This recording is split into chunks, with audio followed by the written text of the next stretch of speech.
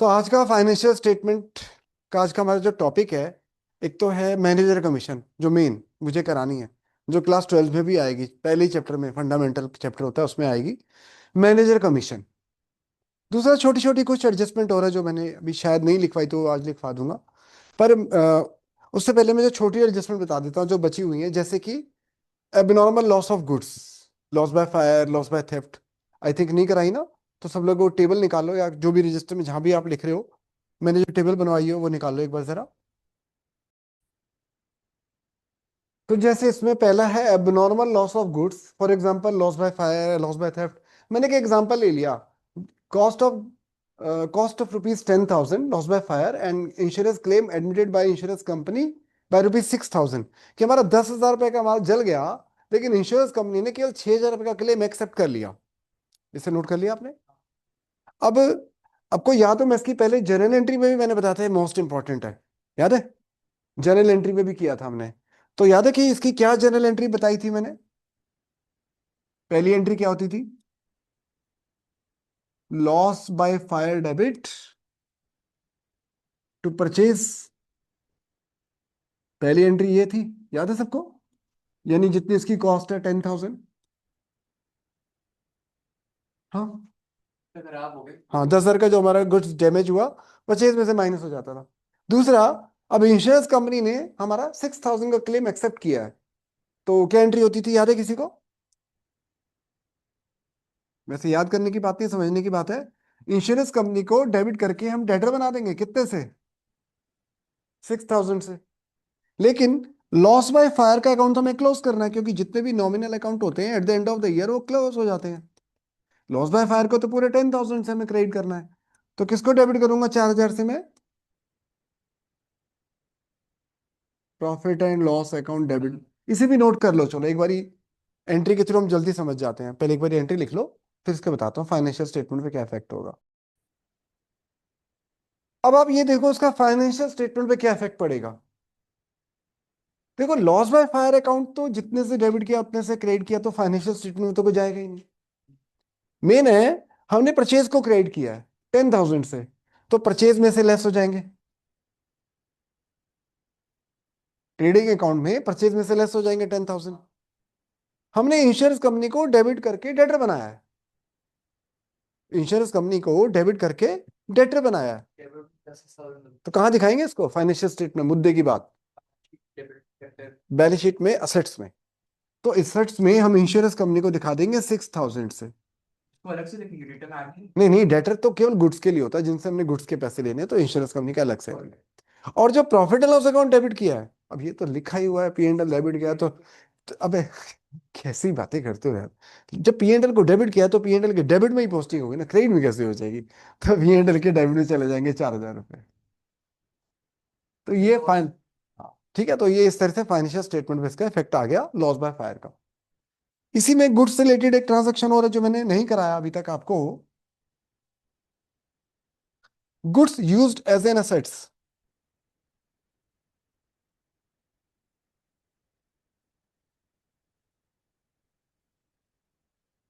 Goods used as a assets, या goods used for making an assets, assets बनाने के लिए यूज कर लिया, या एज ए असेट्स ही यूज कर लिया। जैसे मैं एक एग्जांपल देता हूं, जैसे मान लो मेरा फर्नीचर का शोरूम है। जो फर्नीचर है वो मेरे लिए जो बेचने के लिए रखा है, वो फर्नीचर है कि असेट्स, गुड्स है? जो फर्नीचर मैंने शोरूम में बेचने के लिए रखा हुआ है, वो मैं फर्नीचर के नाम से दिखाता हूँ बुक्स ऑफ अकाउंट में, कि गुड्स के नाम से दिखाता हूँ मैं उसको? गुड्स यानी स्टॉक। बट मैंने उसमें से कुछ गुड्स यानी कुछ फर्नीचर उठा के अपने ऑफिस में यूज कर लिया एज ए असेट्स। भी कस्टमर आएंगे, बैठेंगे, मैं भी बैठूंगा, चलो कुछ ऑफिस में फर्नीचर के तौर पर उठा के रख लिया। अब वो गुड्स नहीं है, क्योंकि गुड्स होता है only for the purpose of sale, जो बेचने के लिए रखा हुआ है। अब वो बेचने के लिए नहीं है, अब हमने यूज करने के लिए रखा हुआ है। तो उसकी क्या जनरल एंट्री होती थी?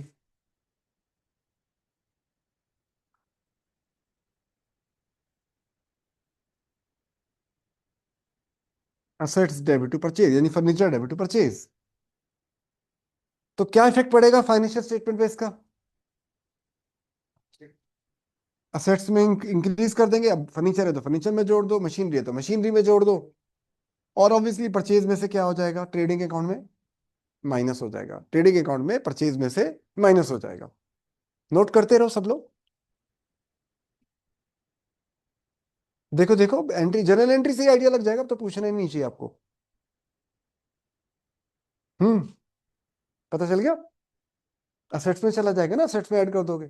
फर्नीचर है तो फर्नीचर। लेकिन इसी में एक और आता है जिसमें अक्सर बच्चे गलती करते हैं, कि हमने अपना ही मटेरियल यूज किया, on material used for making and building. मान लो हम बिल्डिंग मटेरियल सप्लायर हैं, रोड़ी बजरी क्रैशर ये सब हम सप्लाई करते हैं, फॉर एग्जांपल हम बिल्डिंग मटेरियल सप्लायर हैं, और हमने अपना ही मटेरियल अपनी ही बिल्डिंग को बनाने में यूज कर लिया। अब किसी और से खरीदने थोड़ा ना जाएंगे, अपना ही यूज करेंगे, तो उसकी भी यही एंट्री होगी, उसकी भी यही एंट्री होगी। क्या एंट्री होगी, बिल्डिंग डेबिट टू परचेज, वही सेम बिल्डिंग में जोड़ देंगे, परचेज में से माइनस कर देंगे। हाँ लेकिन एक थोड़ा सा डिफरेंस और भी है, अपने ही मजदूरों से, अपने ही लेबर से, जो फैक्ट्री में लेबर होती है उसी से ही हमने बिल्डिंग बनवा ली, अपनी ले। तो हमें वैसे एंट्री क्या कर मैं हमने इसके लिए, इसकी एंट्री होनी क्या चाहिए वैसे, बिल्डिंग में डेबिट टू कैश। लेकिन इतना दिमाग लगाया नहीं अकाउंटेंट ने, उसने नॉर्मल कर दी होगी entry, wages debit to cash. अब पता चल रहा है अरे जो वेजेस हमने दी है उसमें से कुछ वेजेस तो अपनी ही बिल्डिंग बनाने में यूज हुई है। तो जैसे आपने अभी बताया बिल्डिंग डेबिट टू वेजेस, यानी बिल्डिंग में ऐड कर देंगे और वेजेस में से माइनस कर देंगे। यानी जो मटेरियल यूज किया बिल्डिंग बनाने के लिए उसको परचेज में से माइनस करेंगे, अपनी और जो अपनी वर्कर को वेजेस दिए बिल्डिंग बनाने के लिए उसको वेजेस में से माइनस करेंगे और दोनों को ही बिल्डिंग में ऐड कर देंगे। हाँ ये सारी एडजस्टमेंट एंट्री है, ये भी तो एडजस्टमेंट एंट्री है। ये भी एडजस्टमेंट, भाई हमने गुड्स खरीदा था, हमने एंट्री कर दी थी परचेज डेबिट, जबकि बिल्डिंग बनाने के लिए खरीदा तो बिल्डिंग को डेबिट करना चाहिए था। तो वही बिल्डिंग डेबिट टू परचेज, जैसे रेक्टिफिकेशन ऑफ एरर में करते हैं। तो ये तो थी नॉर्मल एंट्री। अब मेन जो मुझे बताना है वो है मैनेजर कमीशन। देखो मैनेजर कमीशन को रिकॉर्ड करना तो सिंपल है, मैनेजर की कमीशन रिकॉर्ड करना तो सिंपल है।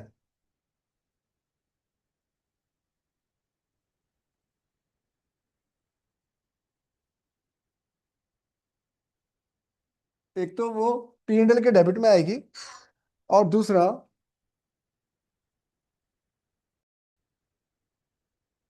तो मैनेजर कमीशन रिकॉर्ड कैसे करना है वो तो सिंपल है भाई। खर्चा है, P&L के डेबिट में आएगा, पैसे देने हैं लाइबिलिटी में जाएगा ऑब्वियसली। तो मैनेजर कमीशन एक तो P&L के डेबिट में आ जाएगा, और दूसरा बैलेंस शीट में लाइबिलिटी में चला जाएगा। ये तो सिंपल बात है। मेन बात है उसकी कैलकुलेशन, कैलकुलेट करना, क्योंकि सीधी सीधी अमाउंट नहीं देगा वो, परसेंटेज देगा। और ये 12th में भी आएगी वो समझ लो। आ, क्या नाम है, 12th में भी आएगा वो समझ लो, कि आपको सीधा सीधा नहीं कहेगा 10,000 की कमीशन देनी है, वो कहेगा परसेंटेज में, कि 10% of the gross profit, for example commission allowed to manager 10% of the gross profit.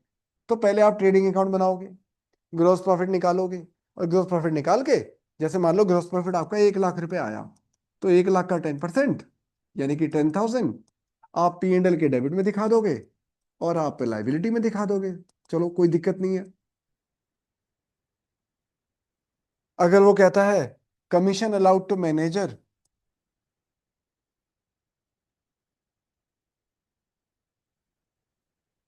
10% of the net profit allowing such commission, या before commission, net profit before commission, कि कमीशन देने से पहले जो प्रॉफिट निकल कर आ रहा है उसका 10%, तभी सिंपल है। वो कह रहा है commission allowed to manager 10% of the net profit before such commission, कि उसकी खुद की कमीशन लगाने से पहले जितना नेट प्रॉफिट आ रहा है उसका 10%। तो आप क्या करोगे, पहले ट्रेडिंग अकाउंट बना के ग्रॉस प्रॉफिट निकाल लोगे, प्रॉफिट एंड लॉस अकाउंट बना ही चुके हो, सब सब कुछ करने के बाद निकलेगी लास्ट में कमीशन। पहले सब पूरा क्वेश्चन करना पड़ेगा, सब कुछ लिख दो, सब कुछ सारी एडजस्टमेंट लिख दो बस मैनेजर कमीशन को छोड़कर। तो आप क्या करो, पहले प्रॉफिट एंड लॉस अकाउंट बनाकर नेट प्रॉफिट निकाल लो। तो जो भी प्रॉफिट आप निकालोगे, जो निकल कर आएगा आपका प्रॉफिट एंड लॉस अकाउंट से, वो प्रॉफिट बिफोर कमीशन होगा या आफ्टर कमीशन होगा, वो कमीशन देने से पहले का प्रॉफिट होगा कि कमीशन देने के बाद का प्रॉफिट होगा। जो प्रॉफिट एंड लॉस अकाउंट बना के अभी हमने जो प्रॉफिट निकाला, तो वो प्रॉफिट देने से पहले का कमीशन है कि प्रॉफिट देने के बाद का कमीशन है? प्रॉफिट कमीशन देने के बाद का प्रॉफिट है।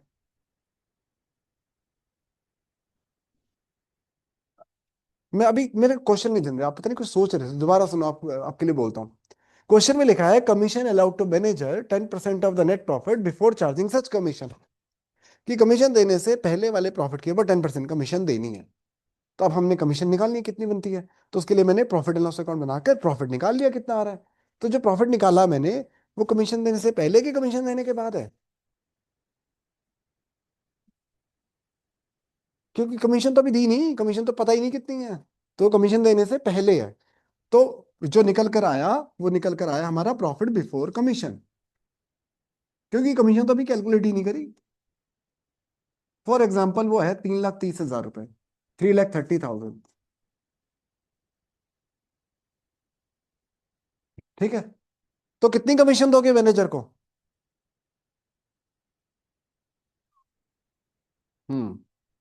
3,30,000 का 10%।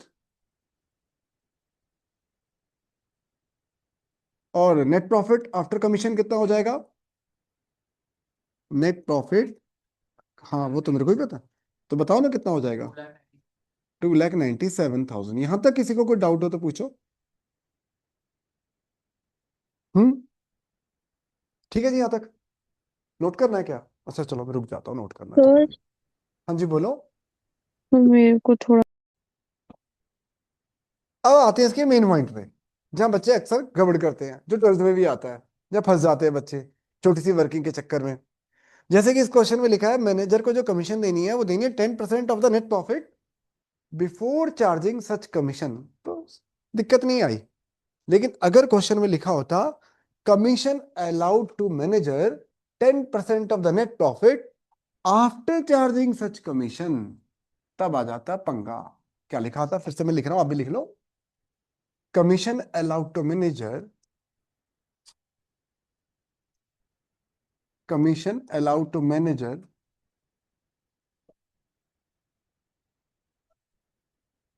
ओके जी, right, 10% of the net profit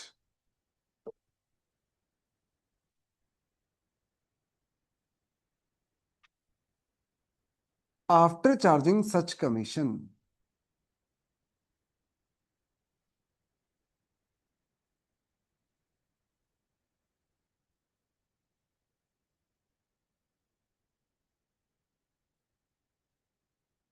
commission allowed to manager 10% of the net profit after charging such commission, या आफ्टर अलाउइंग सच कमीशन। पहले नोट करो सेंटेंस। तो अब यहां पर एक बार मेरे को ध्यान से देखो, बाद में नोट करना, पहले समझ लो। हमने मैनेजर को बोला है तुझे हम 10% कमीशन देंगे, प्रॉफिट का 10%। पर कौन सा प्रॉफिट? तेरे को कमीशन देने के बाद जो बचेगा उसका 10%। अब दिक्कत ये है, हम जो मेहनत करके निकालेंगे अभी प्रॉफिट, अभी कमीशन तो पता नहीं है, तो अभी हम प्रॉफिट एंड लॉस अकाउंट से जो प्रॉफिट निकालेंगे, जैसे कि मैंने अभी निकाला था, वो प्रॉफिट कौन सा था? प्रॉफिट बिफोर कमीशन, कमीशन देने से पहले। क्यों? क्योंकि अभी कमीशन तो पता ही नहीं है ना हमें, अभी हमें मैनेजर को कमीशन देनी है। तो मैनेजर को जो कमीशन देते हैं वो हमारे प्रॉफिट पे ऐड हो जाती है, माइनस हो जाती है? हम्म, ऐड होती है माइनस होती है? माइनस हो जाती है। भाई कमीशन देने से पहले इतना प्रॉफिट है, आप मैनेजर को कमीशन दोगे तो प्रॉफिट कम हो जाएगा, वो बच जाएगा नेट प्रॉफिट आफ्टर कमीशन।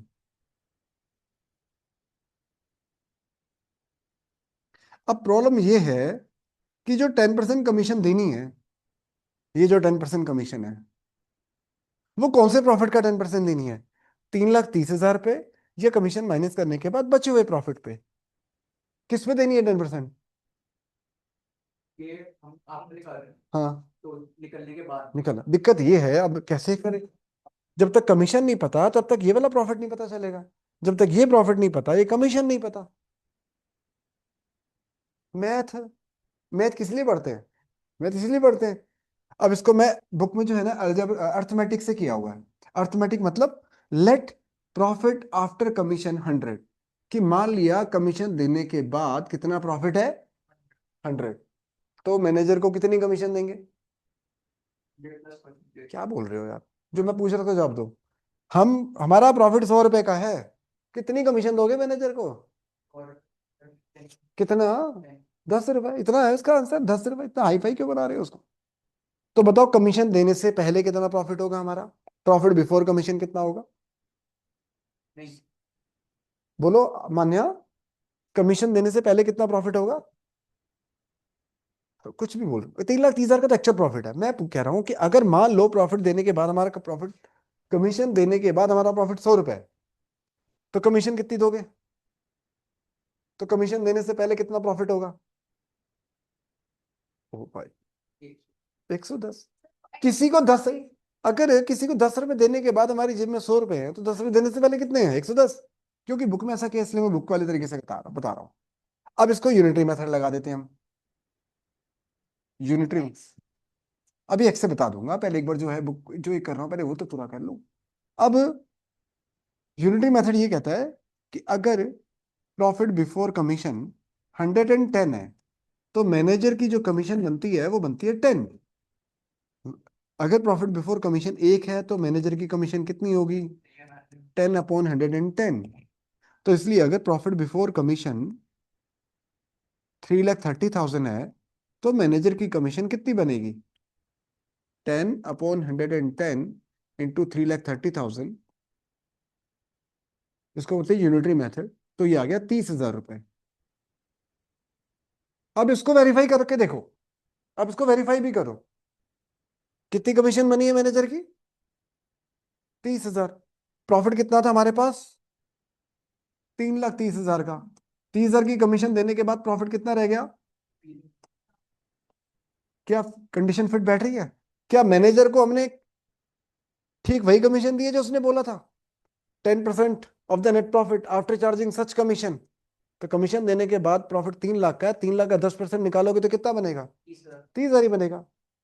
ये हो गया, ये 12th में भी आएगा, इसलिए कह रहा हूं। आप कह रहे हो मैं इसको एक्स वाले मेथड से बता दूं, तो चलो एक्स वाले मेथड से देख लो। 100x, अबे दो चीजें मिला दे। Let profit after commission is X, then commission कितनी, मैनेजर कमीशन कितनी होगी? एक्स का 10% कितना होता है? ये क्या बोल रहे हो? 1/10x। हाँ हाँ, तो 10/100 1/10 हो गया, इतना क्या कर रहे हो?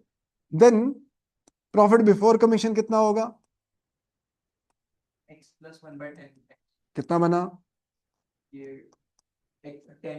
11/10x। 11/10x। तो 11/10x is equal to 3,30,000। Then x is equal to कितना? 10/100 और 10/11, तो ये बन गया 3 लाख रुपए। तो x मतलब क्या था? x हमने किसको माना था? x हम किसको लेके चले थे? प्रॉफिट आफ्टर कमीशन को। तो कितना निकल कर आ गया? 3 लाख। तो यानी ये 3 लाख वाली वैल्यू हमने डायरेक्ट निकाल ली। 3 लाख का 10% कमीशन, यानी कि तो इसमें मैनेजर कमीशन हो जाएगी 3 लाख का 10%। दोनों चीज आ गई, कमीशन भी आ गई और प्रॉफिट भी आ गया। नेट प्रॉफिट कितना निकल कर आएगा? 30,000। इसको नोट कर लो पहले एक बारी।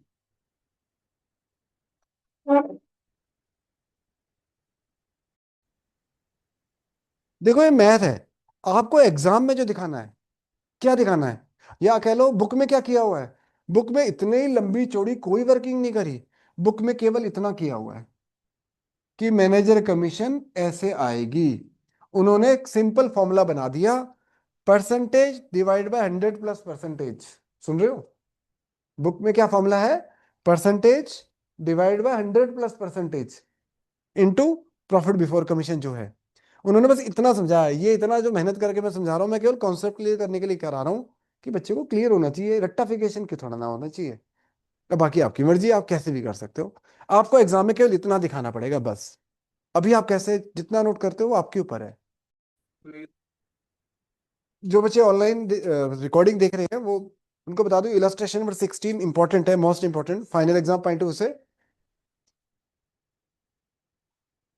एक मिनट रुक जाओ, इलस्ट्रेट मैं रिकॉर्डिंग कर रहा हूँ। इलस्ट्रेशन नंबर 16 मोस्ट इंपॉर्टेंट है, उसमें मैनेजर कमीशन भी और बाकी सारे इंपॉर्टेंट पॉइंट है। तो जो बच्चे रिकॉर्डिंग देख रहे हैं वो जरूर करना है इलस्ट्रेशन नंबर 16। और अभी मैं वैसे डाउट भी ले लूंगा 16 के, अभी एडजस्टमेंट के भी डाउट होंगे एक साथ समझा दूंगा मैं, ठीक है। चलो इलस्ट्रेशन नंबर 16 का